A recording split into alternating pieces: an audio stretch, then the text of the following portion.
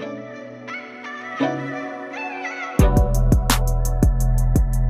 so thankful for friends because I cried and cried and cried, I think for a good half an hour. And I called one of my friends on the phone and I told her what happened. And she was able to relate to me because she understood exactly where I was coming from. She gave me some really cool tools. She told me to go to a place where mom would like to be and just sit.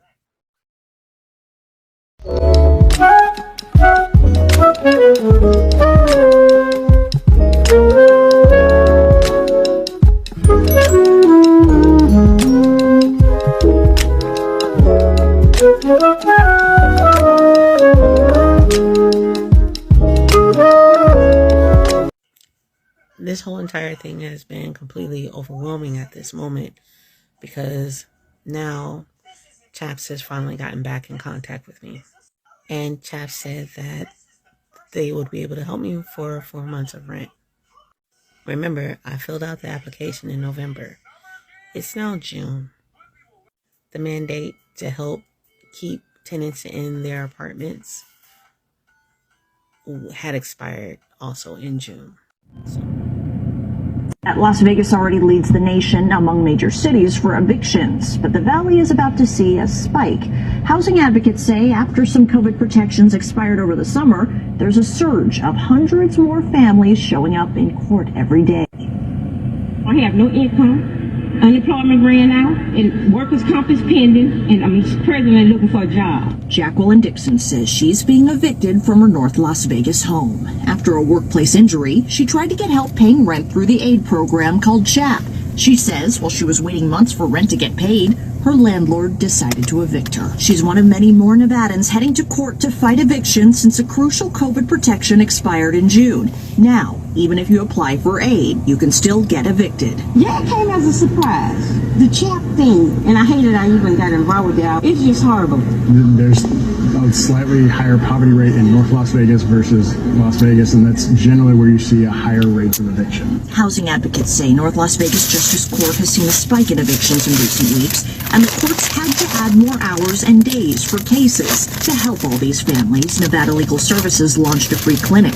Wednesday morning, there was a line. It's a similar situation across the Valley and Nevada. So we're seeing huge spikes at the Regional Justice Center. A busy day was like you got over 300 people coming in for help on evictions.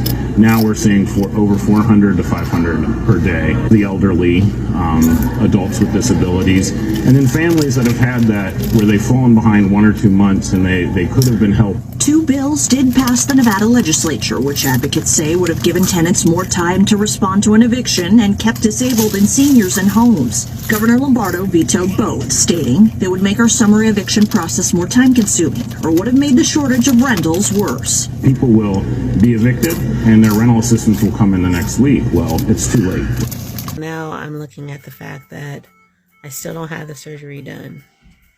And I'm in the process of losing my home because I have not been able to work because of the inconsistencies that I've been receiving from the lack of getting my surgery done.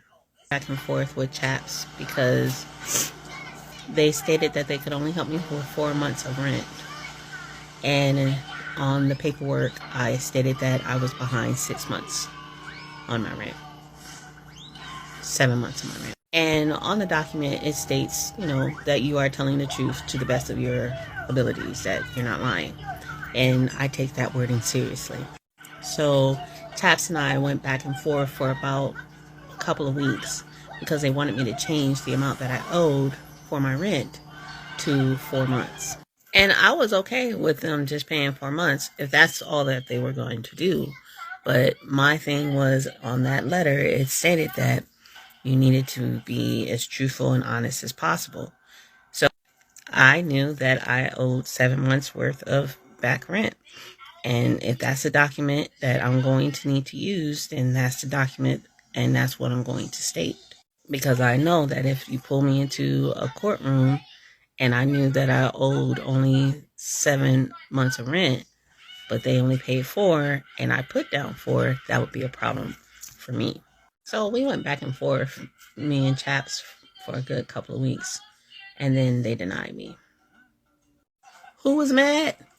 Me. I was big mad, like big mad.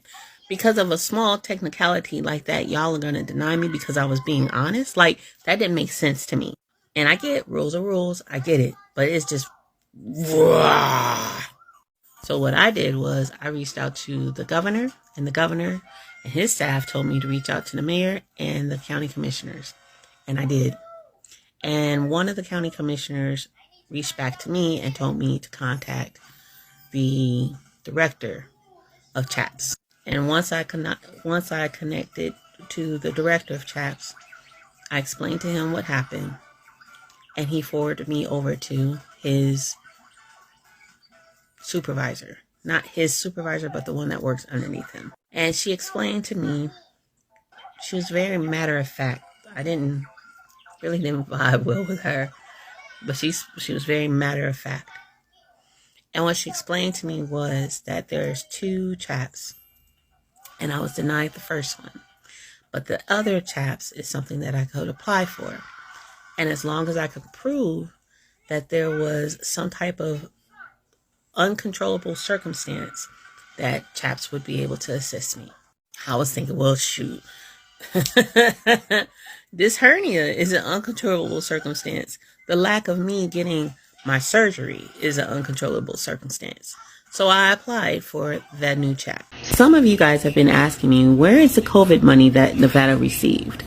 And the question would arise, why are you needing help to pay your rent? And why have you been waiting since November the 14th in order for your rent to be paid when you know that all states have received money for COVID relief?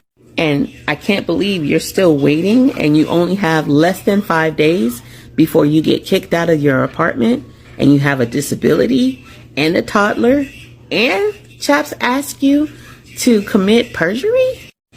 Knowing that you are not alone. When you went to your eviction hearing, you've watched 20 people get evicted because they've been waiting and still pending on CHAPS to finish or complete their application.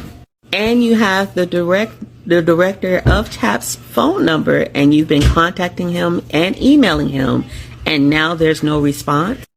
Yeah, that's my situation. And now that you're all caught up, let me tell you what I've learned about the COVID funding that was granted to Nevada. There is a program out here that helps children have a choice to go to public school or private school. The governor stopped that funding. And in place of that funding, he's using the COVID money that was given to fund that project. Well, that's his plans, according to News 13, I believe. But my question is, how can you reallocate that money or move that money from one sector that is in desperate need and is failing at this moment dramatically to help another program that already had funding? Governor, please make that make sense. Mayor of Las Vegas, what are you going to do about it? Why aren't you standing up? Why aren't you saying anything about it? Commissioners of the Clark County, I am confused. Don't you see that people are being left without homes in droves? Because I've been emailing you almost every day. I have over 100,000 people who have viewed our hashtag, which is hashtag BlackCherokee1tribe. And I'm using my platform to get the word out. I personally need help. My city, Las Vegas, needs help as well. And also North Las Vegas. People are losing their homes in droves. I've reached out to the news and other local nonprofit organizations, and they can't handle my bill or anybody else's. So please share this word as quickly as possible. I only have 4 days left.